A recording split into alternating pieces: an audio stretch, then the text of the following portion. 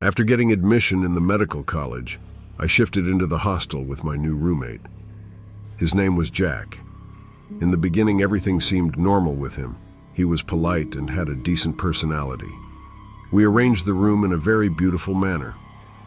But as the day passed, I noticed some of Jack's strange behavior. He used to talk to someone who was not there, and he used to do weird acts. I ignored things, thinking that it might be my misconception.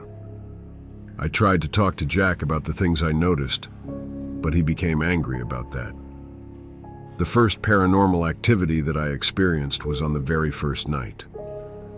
After we arranged our furniture and settled down for sleep, I noticed that the temperature of the room began to fall. The temperature became so low that I started to shiver.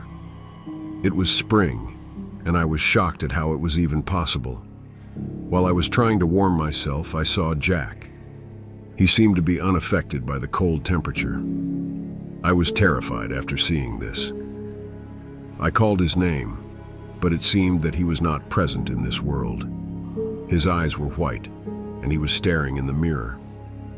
Suddenly, he stood up and went close to the mirror and started talking. After some minutes, he punched the mirror so hard that it shattered into pieces. His hands started to bleed. There was blood all over the room. I yelled at Jack so that he would come back to his senses. As I yelled, he immediately fell on the ground. The temperature of the room became normal. I hurriedly went towards Jack and lifted him up. I poured some water on his face. Jack opened his eyes. I told him what happened in the room, but he was unaware of the whole incident. The second paranormal activity that I experienced shook my body from head to toe. While I was brushing my teeth, I saw that someone was standing behind me. When I looked through the mirror, I saw that it was Jack. His eyes were locked on me. My body was shivering with fear. When I spun back to talk to Jack, he was not there anymore. When I turned back to the mirror, Jack was still there. His face was twisted into a sinister smile. I screamed and ran out of the bathroom. While I was in the hallway, I bumped into Jack. He looked concerned but not surprised.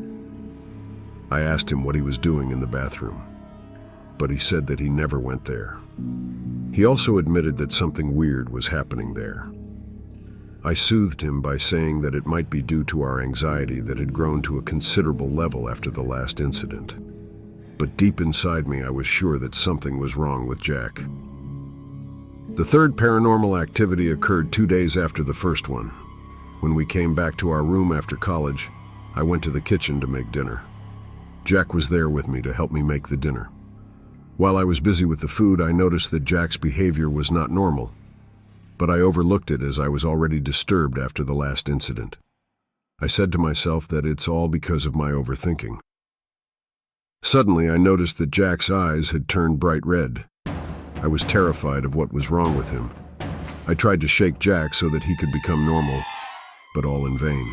I had no idea what to do. All of a sudden, Jack carried a knife in his hand. He ran towards me and attacked me with a knife. Luckily, I was not hurt by him. I immediately ran outside the kitchen to save my life. Jack was behind me. I took a baseball bat and hit Jack with it. He immediately fell on the ground. When he woke up, he was normal now. But still, he was unable to recall all the incidents. I told him that something was wrong with him, and he should do something about it as soon as possible.